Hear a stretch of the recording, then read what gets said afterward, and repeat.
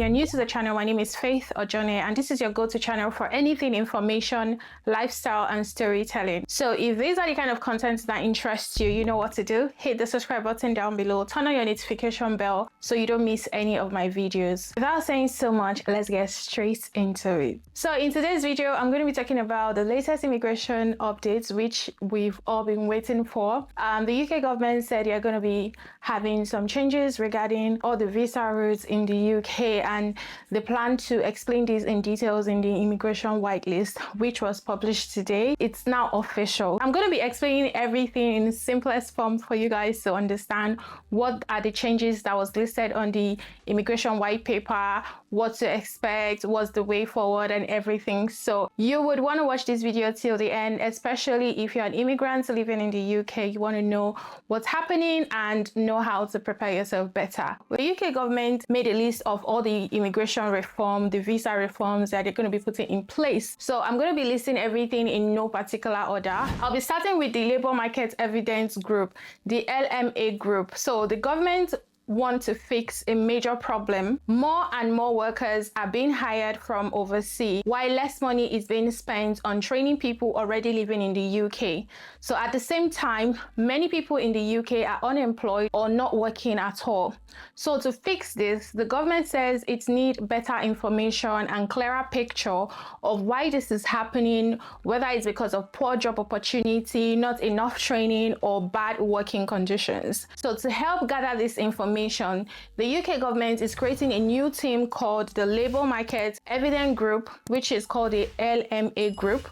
This group will collect and analyze data to help the government make smart decisions, not rely on immigration to fill job gaps. The LME Group will include the Industrial Strategy Advisory Council, focusing on hiring and training UK workers, the Department for Works and Pensions, working to get more people into job, Skills England, plus similar bodies in Scotland, Wales, and Northern Ireland, focusing on skills and training in each part of the UK. And also lastly, the Migration Advisory Committee, the MAC, which will advise the UK government on immigration rules. So this group will work together to understand what is really happening in the UK job market and help reduce the UK reliance on overseas recruitment. Based on the information collected by the Labour Market Evidence Group, industries that rely heavily on hiring workers from outside the UK will now be required to create or update a workforce plan. So this plan must show what steps employers are taking to improve skills and training for UK workers, make job conditions better, encourage people who are currently unemployed and inactive to join the workforce. These plans won't be optional. Employers will be expected to follow them. So the second thing is the skilled worker visa. Life is made up of moments, big and small, ordinary and extraordinary. And at Core Photography, we make sure those moments last a lifetime. Whether it's a gorgeous portrait of yourself to celebrate your birthday, corporate shoots for your employees, a heartwarming family photo shoot, pre-wedding shoots, maternity, or an epic celebration, we don't just take pictures, we capture memories that tells your story. A fun, relaxed photo shoot where you shine your brightest and we do magic behind the lens. Our expert eyes for details and creativity means you get high quality images you'll treasure forever. So what are you waiting for? Book your session today and let's create something unforgettable. To learn more, visit our website www.corephotography.co.uk. You can also follow us on our social media handle, Instagram at Core Photography with a double Y, and on Facebook at Core Photography. You can send an email at corephotography2024@gmail.com. Core Photography, where every shoot tells a story.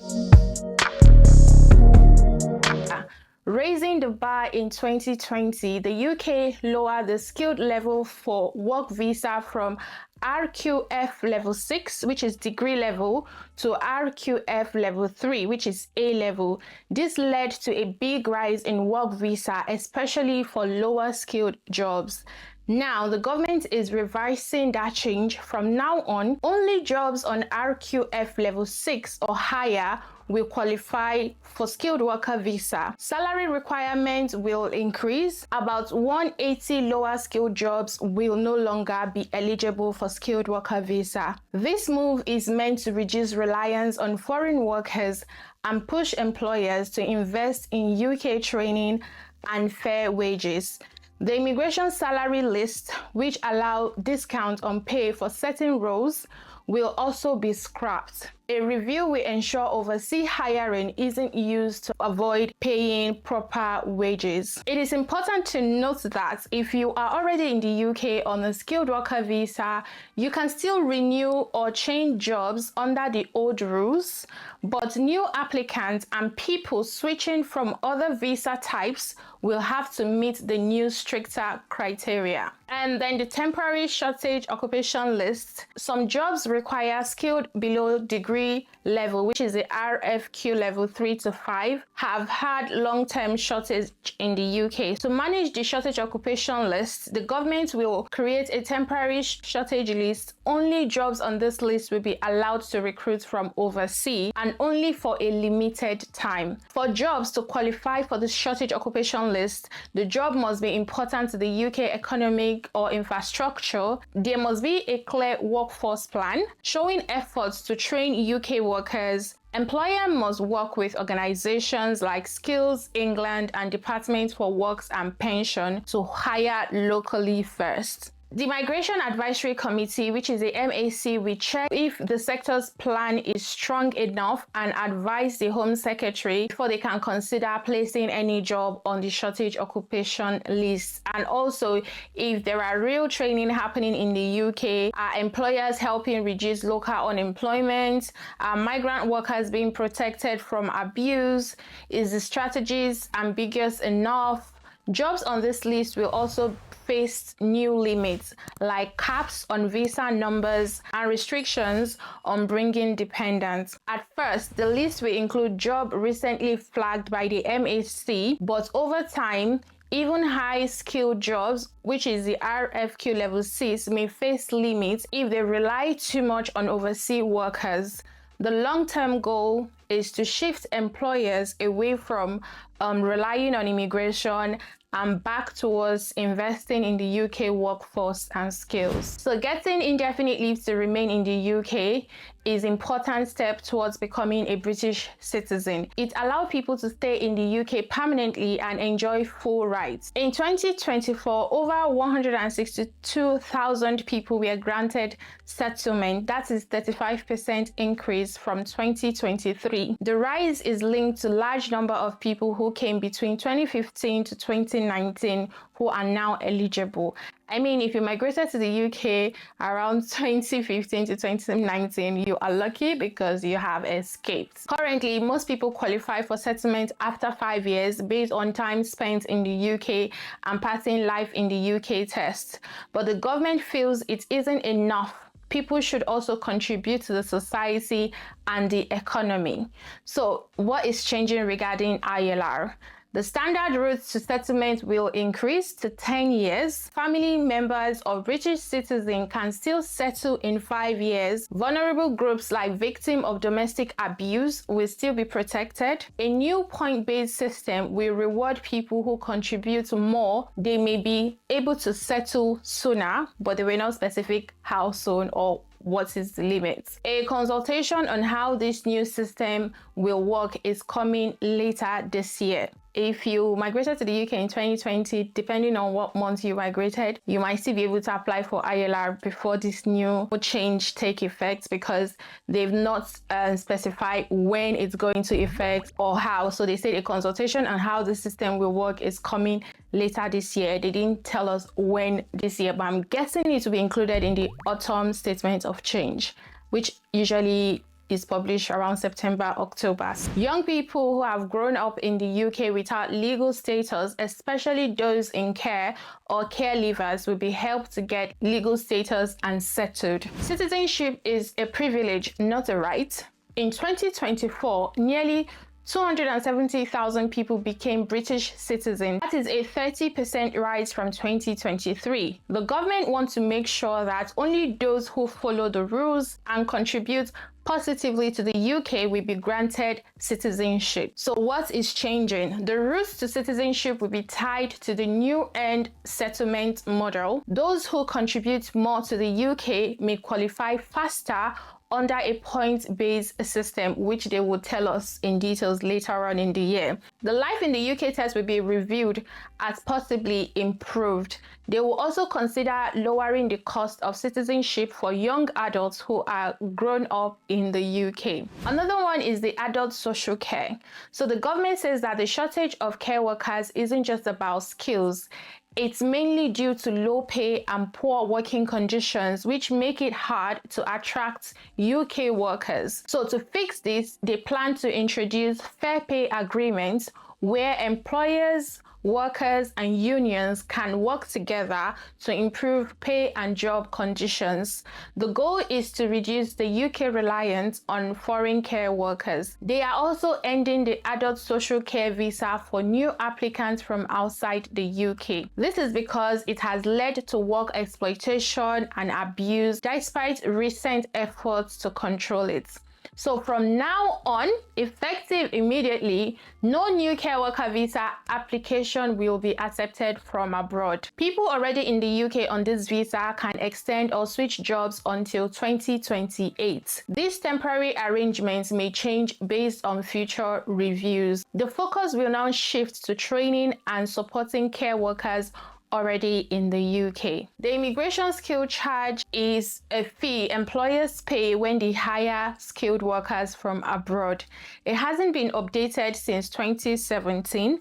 Now the government plans to increase it by 32% to match inflation. The extra money collected will be used to fund training programs in key sectors. This is meant to help build a stronger UK workforce and reduce the country's dependence on overseas recruitment. Another one is the Global Talent and Innovation Visa.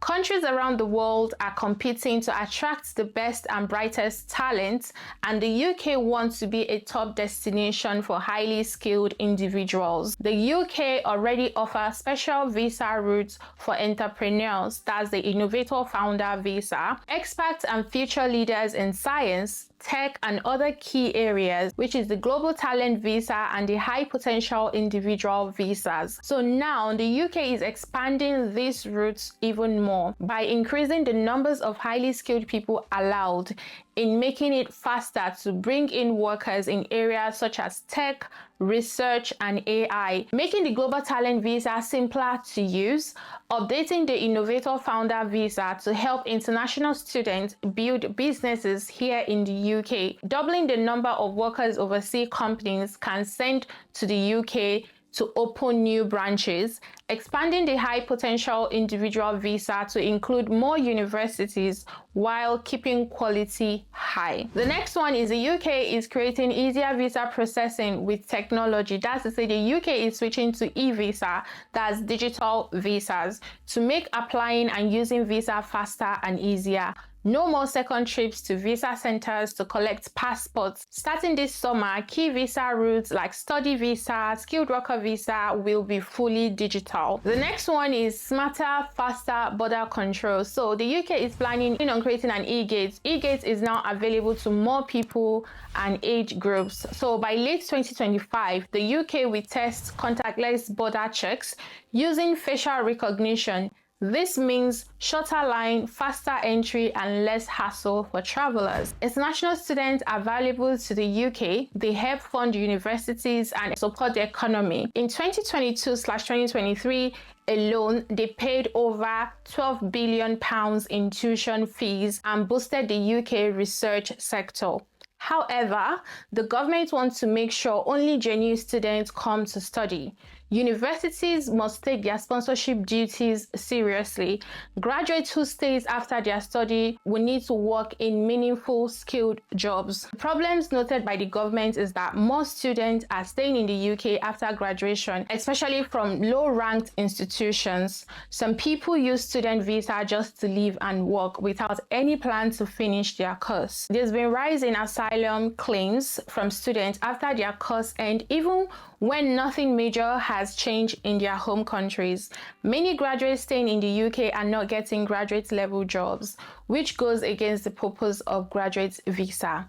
So now the graduate visa route, which allows international students to stay in the UK for 2 years and PhD students for 3 years after finishing their studies without needing a job offer. There will be changes to that. So the goal is that this visa is to help graduates find work and contribute to the UK's economy. What is changing is that this visa duration will be changed to 18 months from 2 years. The government wants to make sure that graduates move into skilled jobs and actively support the economy. They will also be considering a new fee levy on universities for each international student.